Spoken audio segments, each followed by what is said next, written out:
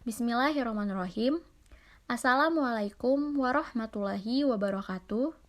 Yang terhormat, tim dosen psikologi pendidikan dan bimbingan, serta teman-teman yang saya sayangi, marilah kita panjatkan puji syukur kehadirat Tuhan Yang Maha Esa, karena rahmat serta hidayahnya kita bisa berjumpa lagi di mata kuliah psikologi pendidikan dan bimbingan pada hari ini.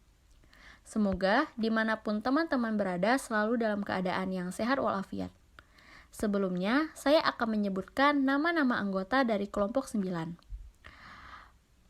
Ada Almadila Pratami 2004783, Cintana Salsadena 2004365, Lydia Oktaviani 2010362, Naura Rohadatul Aisy 2006661, dan Sylvie Marcella Alicia 2006394. Baiklah, kelompok kami akan membawakan materi mengenai asesmen pembelajaran. Materi pertama mengenai evaluasi akan dijelaskan oleh Alma. Materi kedua mengenai tes akan dijelaskan oleh Cintana. Materi ketiga mengenai pengukuran akan dijelaskan oleh Naura. Materi keempat mengenai strategi asesmen akan dijelaskan oleh Sylvie. Materi kelima mengenai mengembangkan instrumen asesmen dan evaluasi akan dijelaskan oleh Lydia. Kemudian analisis kasus akan dibacakan oleh Lydia. Yang pertama ada evaluasi.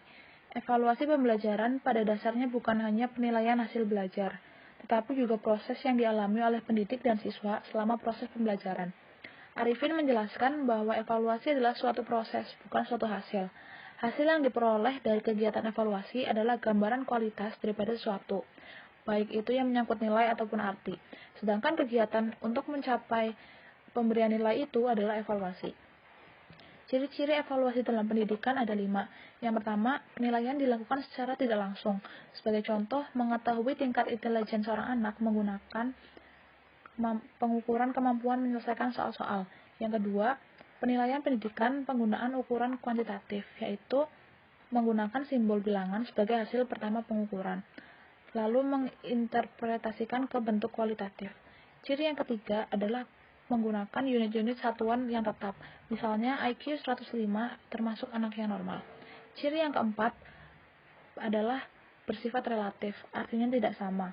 Misalkan Mianti hari Senin mendapatkan nilai 80, hari Selasa mendapatkan nilai 90, tetapi hari Sabtu hanya mendapatkan nilai 50. Ciri yang kelima adalah sering terjadi kesalahan, misalnya kesalahan pada alat ukur, pada orang yang melakukan penilaian, adanya pengaruh hasil yang telah diperoleh terdahulu pada anak yang dinilai, dan pada situasi di mana penilaian tersebut berlangsung. Lalu ada tujuan evaluasi pembelajaran. Secara umum, tujuannya adalah untuk mengetahui keefektifan dan efisiensi sistem pembelajaran secara luas. Lalu, Chittenden pada tahun 1994 mengklarifikasikan tujuan sebagai menjadi 4. Yang pertama ada keeping track, yaitu menindaklanjuti dan menelusuri proses pembelajaran sesuai dengan rencana pelaksanaan. Yang kedua ada checking up, yaitu memeriksa kemampuan siswa dalam proses pembelajaran. Yang ketiga ada finding out, yaitu untuk mencari, menemukan, dan mendeteksi kekurangan. Yang keempat ada summing up, yaitu untuk menyimpulkan tingkat penguasaan peserta didik terhadap kompetensi yang telah ditetapkan. Lalu ada objek evaluasi pendidikan. Aspek-aspek yang diperlukan dalam evaluasi meliputi yang pertama ada aspek-aspek tentang berpikir, termasuk intelijensi, ingatan, cara menginterupsi data. Lalu yang kedua ada perasaan sosial, termasuk cara bergaul, cara pemecahan nilai-nilai sosial, cara menghadapi dan cara berpartisipasi dengan kenyataan sosial. Lalu ada keyakinan sosial dan kewarganegaraan, apresiasi seni dan budaya, minat, bakat, dan hobi. Lalu ada perkembangan sosial dan personal. Untuk materi selanjutnya ada tes. Tes merupakan salah satu upaya pengukuran terencana yang digunakan oleh guru untuk mencoba menciptakan kesempatan bagi siswa dalam memperlihatkan prestasi mereka yang berkaitan dengan tujuan yang telah ditentukan. Tes menurut Ari Kunto dan Jabar 2004 merupakan alat atau prosedur yang digunakan untuk mengetahui dan mengukur sesuatu dengan menggunakan cara atau aturan yang telah ditentukan. Selanjutnya ada persyaratan tes. Yang pertama ada validitas. Suatu tes dikatakan valid atau sahih apabila tes tersebut secara tepat dapat mengukur apa yang seharusnya diukurnya. Contohnya, untuk mengukur tingkat partisipasi peserta didik dalam proses pembelajaran, maka bukan diukur berdasarkan nilai atau prestasi yang diperoleh pada saat mengikuti ujian, akan tetapi akan lebih tepat jika diukur berdasarkan tingkat kehadirannya dan terpusatnya perhatian pada pelajaran. Yang syarat yang kedua ada reliable. Reliable berarti dapat dipercaya. Tes dikatakan memiliki reliabilitas apabila tes tersebut mempunyai sifat dapat dipercaya, dapat memberikan hasil yang tetap atau konsisten apabila diteskan berulang-ulang. Yang ketiga ada objektivitas. Objektif berarti tidak adanya unsur pribadi yang mempengaruhi. Selanjutnya ada 4 praktikabilitas. Suatu tes dikatakan memiliki praktikabilitas yang tinggi apabila tes tersebut bersifat praktis atau mudah digunakan, mudah dalam pemeriksaan, dan mudah dalam mengadministrasikannya. Yang kelima, ada ekonomis. Yang dimaksud dengan ekonomis adalah bahwa dalam pelaksanaan tes tersebut tidak membutuhkan biaya yang mahal, peralatan yang kompleks dan mahal, tenaga dan waktu yang banyak. Selanjutnya ada bentuk pelaksanaan tes. Pertama ada tes lisan, berbentuk tanya jawab, face to face. Penilaian memberikan pertanyaan secara langsung kepada peserta tes. Keunggulan dari tes lisan adalah, pertama, dapat digunakan untuk melakukan penilaian hasil belajar yang mendalam. Yang kedua, dapat digunakan untuk mengevaluasi kemampuan berpikir bertaraf tinggi. Yang ketiga, dapat digunakan untuk menguji pemahaman seseorang terkait dengan hasil karyanya. Yang keempat, tidak memungkinkan penyontekan dan bahannya cukup luas. Dan kekurangan dari tes lisan ini ada, pertama, jika pertanyaan tidak dipersiapkan dengan baik, maka penguji hanya akan bertanya pada hal-hal yang diingatnya saja. Yang kedua, sangat mungkin terjadinya ketidakadilan antara peserta tes, baik yang berkaitan dengan lama waktu ujian, tingkat kesulitan soal, maupun tolak ukur dalam penilaian. Yang ketiga, penilaiannya bersifat sangat subjektif. Yang keempat, banyak memakan waktu dalam pelaksanaan. Yang kelima, memungkinkan peserta tes untuk bersikap atau mengiyakan semua komentar penguji dengan maksud supaya diluluskan. Jenis tes yang kedua ada tes perbuatan. Dilakukan dengan cara menyuruh peserta didik untuk melakukan sesuatu pekerjaan yang bersifat fisik atau praktek. Kelebihan tes perbuatan ini antara lain, 1. Tes perbuatan dapat digunakan untuk melakukan penilaian sejumlah perilaku atau penampilan yang kompleks dalam situasi real. Yang kedua, tes perbuatan dapat digunakan untuk melakukan penilaian penampilan yang tidak dapat dievaluasi dengan alat-alat evaluasi.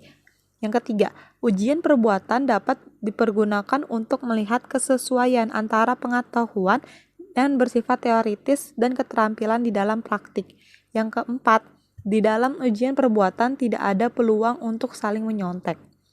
Sedangkan kelemahan dari tes perbuatan ini antara lain, 1. Ujian perbuatan memerlukan waktu yang lebih banyak karena penilaian hanya dapat dilakukan seorang demi seorang.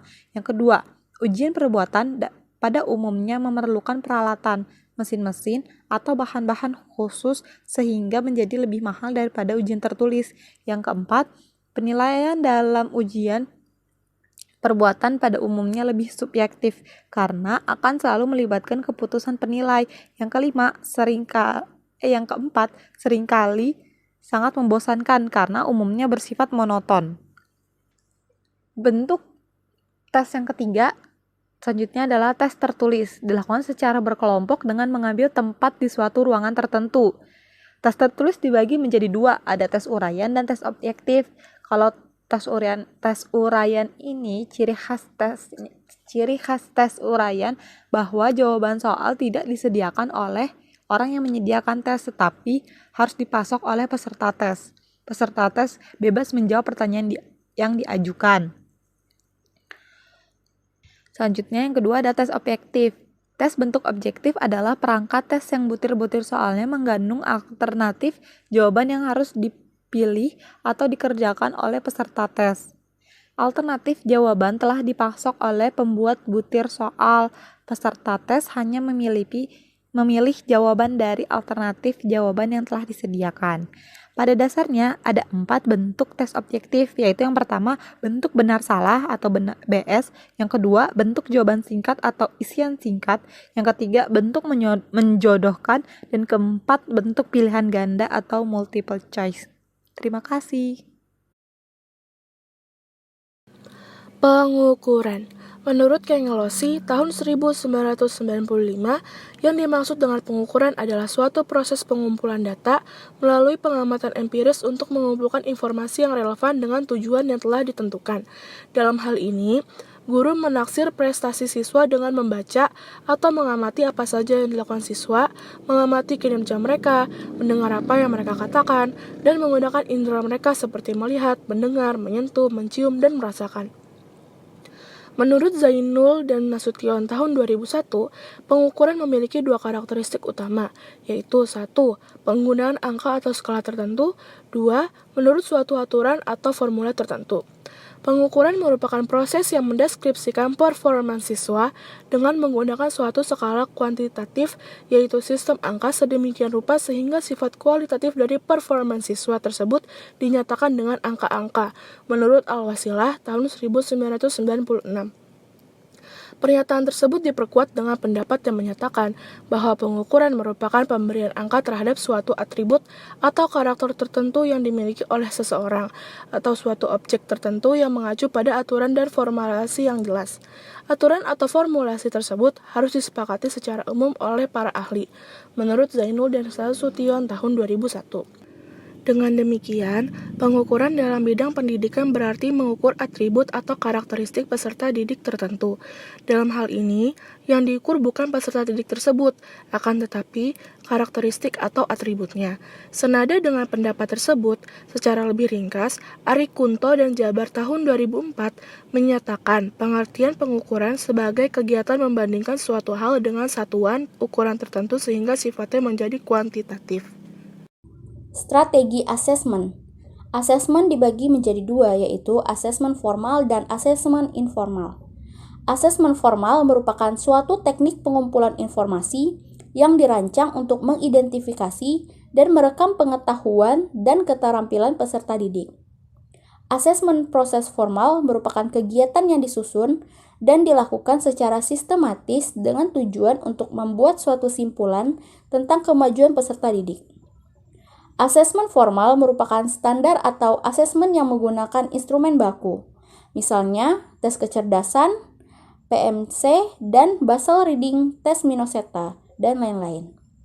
Instrumen tersebut telah mengalami standarisasi melalui eksperimen yang ketat dengan jumlah sampel yang sangat banyak. Asesmen formal biasanya diwujudkan dengan dokumen tertulis, seperti tes tertulis dan skor yang diberikan dalam bentuk angka. Metode asesmen formal direncanakan lebih bagus dalam pengadministrasiannya. Metode ini kurang spontanitasnya dan biasanya dilaksanakan pada akhir proses pembelajaran. Para siswa menyadari atau mengetahui tentang penggunaan metode asesmen formal ini. Contoh metode ini diantaranya adalah tes meliputi beberapa bab, ujian final, PR terstruktur, dan sebagainya. Kemudian ada strategi asesmen informal. Strategi asesmen informal dibagi menjadi 5, yaitu observasi, checklist perkembangan, skala rating, rubrik, performansi, dan asesmen portofolio. Observasi adalah metode informal yang paling sering digunakan dalam mengakses kemajuan perkembangan anak. Ada berbagai macam jenis observasi. Antara lain adalah observasi naturalistik, contohnya catatan anekdot dan running record. Dan ada observasi terstruktur. Contohnya adalah event sampling dan time sampling. Kedua, ada checklist perkembangan. Checklist atau flowset merupakan salah satu bentuk catatan perkembangan yang berisi hasil observasi dan tindakan. Flowset memungkinkan pendidik untuk mencatat hasil observasi atau pengukuran yang dilakukan secara berulang yang tidak perlu ditulis secara naratif, termasuk data anak. Ketiga, skala rating. Skala rating adalah data mentah yang diperoleh berupa angka kemudian ditafsirkan dalam pengertian kuantitatif. Keempat, rubrik. Rubrik adalah instrumen kualitatif yang dapat digunakan dalam menilai kemajuan siswa atau pekerjaan mereka. Tujuannya adalah untuk menilai pekerjaan siswa, membedakannya dari instrumen seperti checklist dan skala penilaian. Kelima, ada performansi dan asesmen portofolio. Asesmen portofolio merupakan kumpulan hasil kerja yang menyediakan bukti-bukti kompetensi siswa. Portofolio juga menunjukkan inisiatif, kemampuan, dan keterampilan siswa. Performansi adalah catatan outcome yang dihasilkan dari fungsi suatu pekerjaan tertentu atau kegiatan selama suatu periode waktu tertentu. Sedangkan yang dimaksud dengan penilaian performansi adalah suatu cara mengukur kontribusi-kontribusi dari individu-individu anggota organisasi kepada organisasinya. Langkah-langkah pokok dalam melakukan asesmen. 1.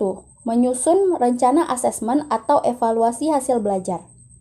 Dalam merencanakan asesmen atau evaluasi hasil belajar, kita perlu melakukan setidaknya 6 hal, yaitu merumuskan tujuan dilakukannya asesmen atau evaluasi, termasuk merumuskan tujuan terpenting dari diadakannya asesmen. Hal ini perlu dilakukan agar arah proses asesmen jelas. Kemudian, menetapkan aspek-aspek yang akan dinilai. Apakah aspek kognitif, afektif, atau psikomotor. Kemudian, memilih dan menentukan teknik yang akan digunakan. Kita bisa menentukan apakah akan menggunakan teknik tes ataukah non-tes. Dari sejumlah teknik tes atau non-tes yang ada, kita juga masih harus menentukan mana yang akan digunakan dengan memperhatikan ciri-ciri dari masing-masing teknik serta memahami beberapa kelebihan dan kekurangannya. Kemudian, menyusun instrumen yang akan dipergunakan untuk menilai proses dan hasil belajar para peserta didik. Sejumlah instrumen yang mungkin digunakan adalah butir-butir soal tes, daftar cek, rating scale, panduan wawancara, dan lain-lain. Dalam memilih instrumen yang akan digunakan, kita harus menyesuaikan dengan satu atau lebih tujuan yang telah ditentukan. Termasuk di dalam langkah ini adalah membuat petunjuk yang akan dicantumkan pada lembar asesmen, yang meliputi, pertama, tujuan diadakannya asesmen, waktu yang disediakan untuk menyelesaikan. 2. Dasar yang digunakan untuk memberikan jawaban, misalnya memilih jawaban yang benar ataukah yang terbaik. 3. Prosedur menulis jawaban, seperti tanda silang, melingkari, dan sebagainya. 4. Akibat yang diterima jika menebak. Kemudian menentukan metode penskoran jawaban siswa dengan memutuskan tolak ukur, norma, atau kriteria yang akan dijadikan pegangan atau patokan dalam menginterpretasi data hasil evaluasi. Misalnya, apakah Anda akan menggunakan penilaian beracuan patokan ataukah menggunakan penilaian beracuan kelompok atau norma. Kemudian, menentukan frekuensi dan durasi kegiatan asesmen atau evaluasi, seperti kapan, berapa kali, dan berapa lama. Terakhir, mereview tugas-tugas asesmen. Setelah menyusun tugas asesmen, Anda bisa meminta bantuan pihak lain untuk mencermatinya sebelum mencantumkannya pada instrumen asesmen. Dengan meminta bantuan pihak lain, kita akan mengetahui apakah kalimat kita bisa dipahami oleh orang lain. Apakah struktur kalimat yang kita gunakan sudah tepat? apakah tidak terjadi pengulangan, dan seterusnya. Kedua, menghimpun data. Dalam kegiatan ini, guru bisa memilih teknik tes dengan menggunakan tes atau memilih teknik non-tes.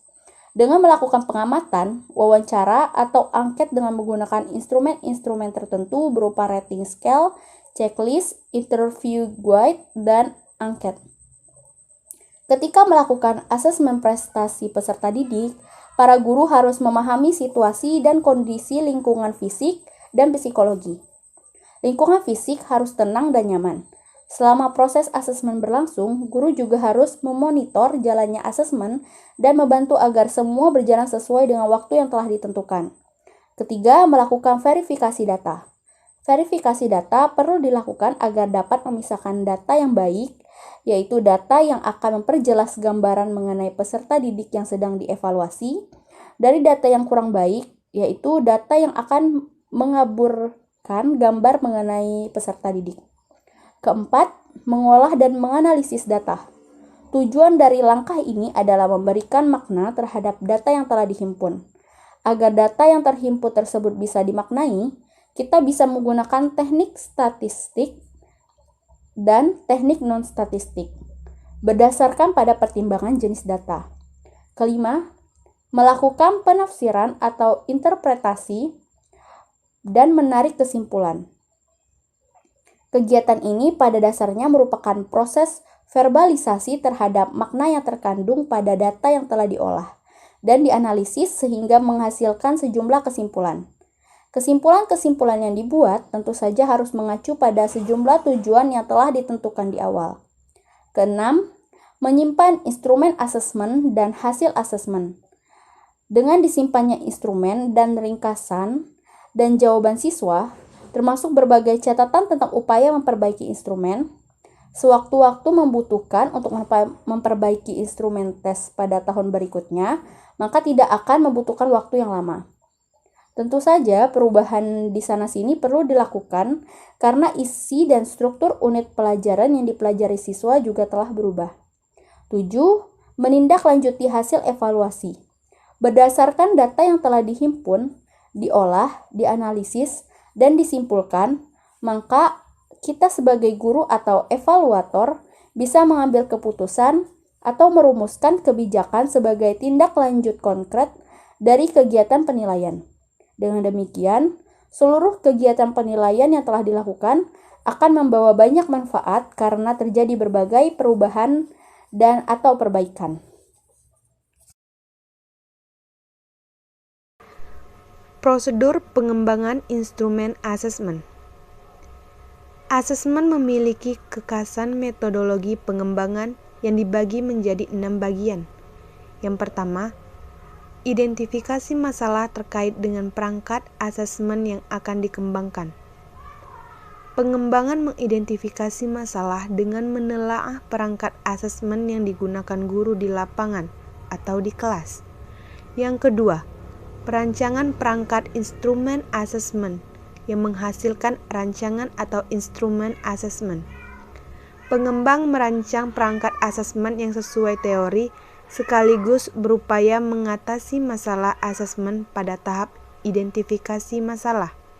Yang ketiga, validasi rancangan atau instrumen asesmen ahli.